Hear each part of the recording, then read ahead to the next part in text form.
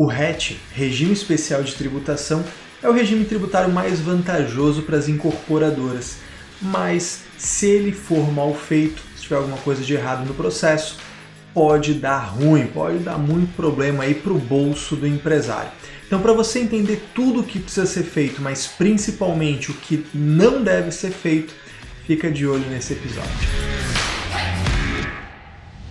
Opa, tudo bom? Aqui é o Caio Melo e a nossa conversa hoje ela vai parecer até meio boba, trivial, uma questão só burocrática, como fazer a adesão a um regime, mas por trás disso a gente tem compliance, a gente tem a segurança fiscal do nosso cliente e você sabe, assim como eu, que isso é importante pra caramba. Então a gente está aqui para falar disso, porque o nosso compromisso é em falar de contabilidade de verdade, sem enrolação, indo direto ao que interessa. Mas antes de começar o conteúdo, você já sabe, né? Aqui embaixo, se inscreve no canal, ativa as notificações e agora sim, bora pro conteúdo. Para você entender, o RET, Regime Especial de Tributação, é um benefício tributário, ou seja, ele reduz carga tributária para aquela empresa ou para aquele grupo de empresas. E existem vários regimes especiais. O que a gente está falando aqui especificamente é o RET para incorporação, ou seja, incorporadoras, empresas que fazem a construção para a venda, que fazem a venda de frações ideais, que registram a incorporação no cartório de registro de imóveis. Tá certo? Então, para esse grupo de empresas, existe um regime que é bem mais vantajoso. Imagina só, no lucro presumido, que é onde normalmente essas empresas ficam, você tem uma carga tributária de 5,93 mais adicional, que é o 0,65 de PIS, 3 de COFINS, 8,15 para o IR, 12,9 para a contribuição social, além do adicional do imposto de renda. Ou seja, de 5,93 a 6 e pouquinho, 6,20 e poucos, dependendo do montante de adicional, essa é a carga tributária no lucro presumido. O RET, ele concentra esses 4 tributos, PIS, COFINS, IRPJ e CSLL, mas numa alíquota de 4%, ou seja, é bem interessante. Não tem apuração trimestral, não tem adicional do imposto de renda, é até mais simples de apurar do que o Simples Nacional. É extremamente interessante, tanto financeiramente falando, quanto pensando na forma de apuração. Só que a forma de você aderir a esse regime tem algumas pegadinhas. Não é difícil não, tá? Não vou querer criar aqui monstro para você, né? Bicho de 7 cabeças, mas o fato é, existem algumas pegadinhas e se você não souber o que você está fazendo, isso pode custar muito caro para o empresário. Vamos entender como é que funciona.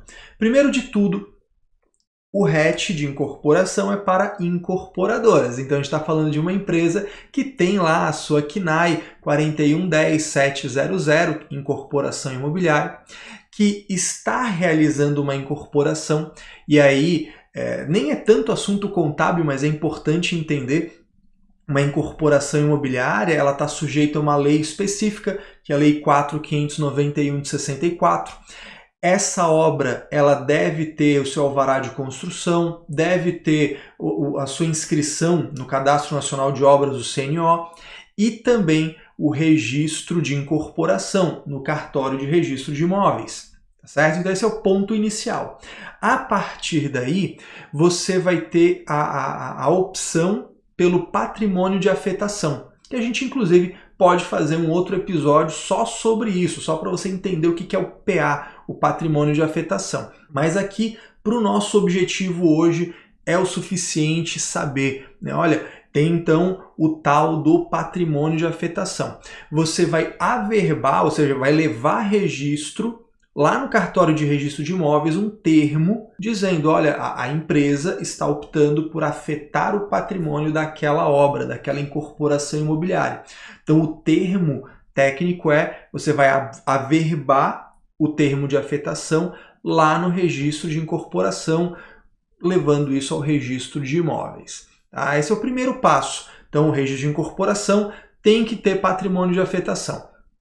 A partir daí, nós vamos ter uma série de passos que a Receita Federal traz para a gente na Instrução Normativa 1435 de 2013, que é a que fala sobre o RET, sobre o Regime Especial de Tributação. Para isso, o que você tem que fazer? Deve fazer nessa ordem. Isso é uma pegadinha importante. Nessa ordem, você deve inscrever essa obra no CNPJ. Você vai fazer um CNPJ que fica como se fosse de filial, tá? Então, se a tua empresa tem a raiz do CNPJ 1000 contra, né? XXXX 1000 contra, você vai fazer um novo CNPJ como inscrição de demais estabelecimentos. Então vai ficar com a mesma raiz, XXXX 2000 contra. É um CNPJ como se fosse de filial, mas não é uma filial de verdade. Tanto é que esse DBE, esse documento básico de entrada para inscrever no CNPJ, ele vai ter um evento específico, ele não vai ser inscrição de filial, ele vai ser inscrição de obra do patrimônio de afetação, que é o evento 109.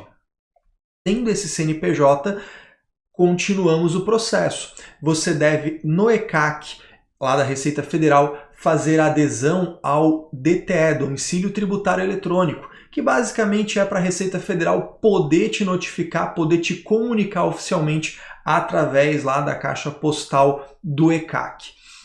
Além disso, você deve verificar a regularidade da empresa perante Receita Federal, PGFN, Procuradoria-Geral da Fazenda Nacional, e FGTS. Então você vai ter a certidão negativa de débitos, ou a positiva com efeitos de negativa, né? Enfim, espero que a negativa, mas você vai ter a certidão negativa de débitos perante a Receita Federal, perante a PGFN e perante o FGTS. Aqui acontece uma grande pegadinha, porque algumas pessoas fazem a adesão ao RET, mas não conferem se estão regulares. Outra pegadinha, as pessoas fazem a adesão ao RET, estando regulares, essa empresa está regular, porém depois deixa de estar regular. Isso é um problema grave, que inclusive a Instrução Normativa do RET, a 1435 de 2013, exige que essa empresa que aderiu ao RET tire as CNDs, tire as certidões de regularidade a cada 6 meses e faça boa guarda. Né? Arquiva aquilo lá, deixa no cantinho, porque enquanto não prescrever o período que usou o RET, a Receita Federal pode exigir isso numa fiscalização, numa auditoria. Então essa é outra pegadinha que tem que tomar cuidado. Feito isso, então tem uma incorporação que fez a afetação do patrimônio, que inscreveu no CNPJ com o evento 109, que você fez, né, a adesão ao DTE no ECAC, você verificou que está regular na Receita, na PGFN, no FGTS. Qual que é o próximo passo? Fazer a adesão ao RET propriamente dito. E como que essa adesão vai acontecer? Em 2 etapas. Quer dizer, a gente teve várias, né, etapas pré-adesão, que foram essas que eu já elenquei para você. Mas a adesão propriamente dita, ela acontece em 2 etapas. Primeira, você vai entrar no ECAC, você vai abrir um processo digital daquilo que a gente chama de SODEA. Né? O que é isso? Você vai fazer a solicitação, né, de um dossiê, fazer um dossiê de uma solicitação de um processinho, né, para dar entrada num processinho na Receita Federal.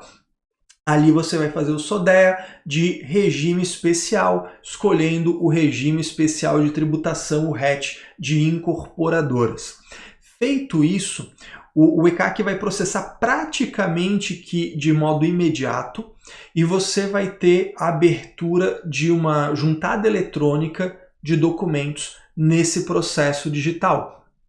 Importante a gente entender, né? Caio, o que é juntada eletrônica de documentos? Que coisa esquisita. Relaxa. Isso aí é um monte de palavrinha bonita, enrolada, para dizer o seguinte: vai abrir um lugar para você poder anexar documentos no processo. Então, ao invés de falar anexar documentos, eles resolvem chamar de juntada eletrônica de documentos. Enfim, né? Fazer o quê? Pois bem, o que você vai fazer, o que você vai juntar, o que você vai anexar?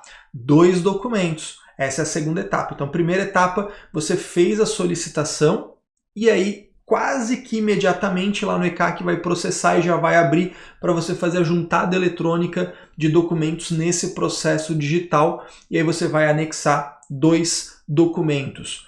Primeiro, o termo de opção pelo patrimônio de afetação, que é aquilo que você levou para o cartório de registro de imóveis lá no início, quando eu falei para você. Ah, Caio, mas eu não tenho esse documento, ficou no cartório. Então você vai pegar uma certidão atualizada, né, uma matrícula atualizada daquele imóvel, daquele terreno onde você está fazendo a incorporação, que lá vai estar averbado, vai ter um bloquinho falando para quem quiser saber que houve a averbação do patrimônio de afetação, né, do termo de opção pelo patrimônio de afetação. Isso substitui, tá? Não é o que está dito na instrução normativa, mas isso na prática substitui o termo de afetação. E o segundo documento que você vai anexar, você vai fazer a juntada eletrônica, é o termo de opção pelo RET. É o próprio termo de opção, é ali que você oficializa que está pedindo efetivamente o RET. Esse termo de opção, ele é o anexo único da Instrução Normativa 1435. Então, se você abrir lá a Instrução Normativa 1435 de 2003, né, vai lá, dá um Google, abre no site da Receita Federal, né, no Normas, e aí que você for lá para baixo, no finalzinho da instrução normativa, tem um PDF, tem um documento de exemplo, né? Você também pode baixar no site da Receita Federal esse mesmo formulário. Lá na seção de formulários da Receita Federal você também encontra. Feito tudo isso, ou seja, você tem a incorporação registrada, você afetou o patrimônio, você inscreveu no CNPJ, você aderiu ao DTE, verificou a regularidade, abriu a solicitação do processo digital, depois fez a juntada eletrônica desses 2 documentos, transmitiu, aí você vai receber na caixa postal. Por isso que tem que fazer o DTE, para a Receita Federal ter a certeza, a segurança de que pode se comunicar com você dessa forma. Então, você vai receber na caixa postal uma mensagem de confirmação de que você fez a juntada eletrônica de documentos com sucesso.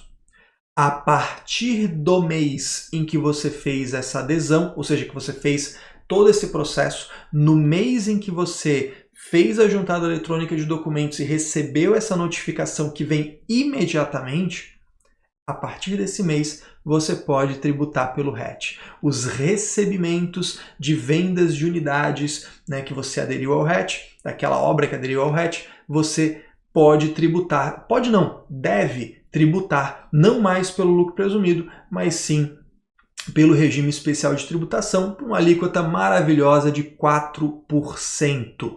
Simples, tranquilo, né?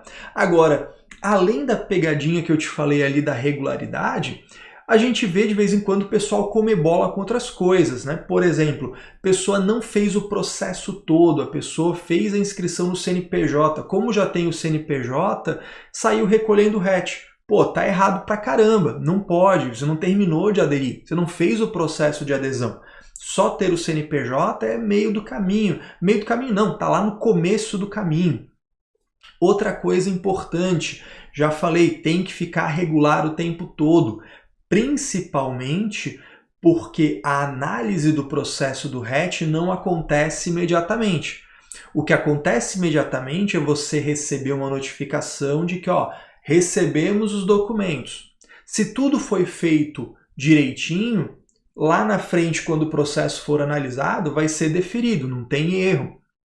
Agora, se na hora da análise o analista lá, o servidor da Receita Federal observar que você não aderiu ao DTE, vai dar ruim. Se ele verificar que você, a empresa no caso, não está regular, está com débito lá, né, que não pagou PIS, não pagou COFINS, sei lá o que, vai dar ruim. O que vai acontecer? Ele vai indeferir o processo de imediato? Não, mas ele vai te intimar, é como na junta comercial acontece a exigência do processo. Então, o auditor da Receita Federal, o analista da Receita Federal, ele vai travar o processo, ele vai pausar aquela análise e vai te intimar, vai aparecer lá no ECAC para você um termo de intimação. Seguinte, ó, meu filho, minha filha, parada é a seguinte, parece que tem uma coisa errada aqui. Pelo que eu estou vendo, você não está regular na Receita. Pelo que eu estou vendo, você não está regular no FGTS.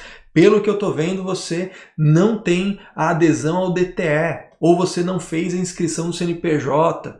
Então, como lá na instrução normativa diz que tem que ser feito naquela ordem, eu não posso analisar a tua adesão ao RET. Então é o seguinte, você tem tanto tempo, normalmente são 30 dias, né, 20, 30 dias, que você tem para corrigir, para resolver esse problema. Senão, eu vou dar andamento aqui. E aí o que acontece? Muita gente não olha periodicamente o ECAC, não olha periodicamente os termos de intimação. E aí é que dá o problema. A pessoa é intimada, não resolve o problema, o auditor da Receita Federal segue a análise, verifica, constata que não atendeu todos os requisitos, o que ele vai fazer? Indeferimento. E aí deu ruim, perdeu aquela opção, ou seja, é como se ele nunca tivesse aderido ao RET. Ah, Caio, mas você falou que isso aí podia prejudicar o bolso do empresário, até agora eu não entendi. Pois é, aí vem um ponto bem delicado. A legislação do RET diz que o recolhimento do RET é considerado definitivo, não dando direito à restituição ou compensação com os débitos devidos pela incorporadora, pela empresa. Ou seja, imagina que você aderiu ao RET em março. E aí você está recolhendo o RET em março, abril, maio, junho, julho. Aí lá em agosto você se depara com o indeferimento. O que acontece? Tudo que você recolheu de março para cá é considerado recolhimento indevido. Você está devendo PIS, COFINS, RPJ e CSLL pelo lucro presumido, com multas e juros. E o que você recolheu do RET indevidamente, você não pode pedir restituição. Você não pode compensar com os débitos do lucro presumido. Entendeu o tamanho do problema que isso pode causar? Ah, Caio, mas poxa, então o RET é perigoso. Não é. Não é difícil, não é complicado. Eu te mostrei agora, esse é o passo a passo. Se você fizer isso desse jeitinho que eu te falei, não tem erro. Agora, se não souber o que está fazendo, comer bola e pisar aí numa dessas ciladas que eu falei, aí sim, isso pode custar muito caro. E aí, fez sentido para você? Te ajudou a entender melhor como fazer esse processo de adesão? Se sim, deixa eu te contar um negócio. Dentro da formação em contabilidade imobiliária, que é o meu curso de especialização para contadores se tornarem realmente especialistas nesse nicho de mercado, eu explico passo a passo tudo sobre societário, contábil e tributário. Se você gostou dessa aula, imagina isso em várias aulas, mostrando a tela, mostrando dentro lá do ECAC, do sistema, tudo direitinho como funciona. É justamente isso que a gente faz lá. Se você gosta dessa ideia, se você se interessa por esse segmento, de tempos em tempos eu abro turmas da formação em contabilidade imobiliária. E a melhor forma de você ficar por dentro, saber em primeira mão, é no link aqui embaixo, na descrição do vídeo. Ali tem um link para você entrar na lista de espera para a próxima turma. Além de receber informações, dicas, novidades, aviso de lives quando elas acontecem, além de tudo isso, assim que for aberta uma nova turma da FCI, você vai ser o primeiro a saber, tá certo? Mas fica com Deus, um forte abraço e uma ótima semana para você.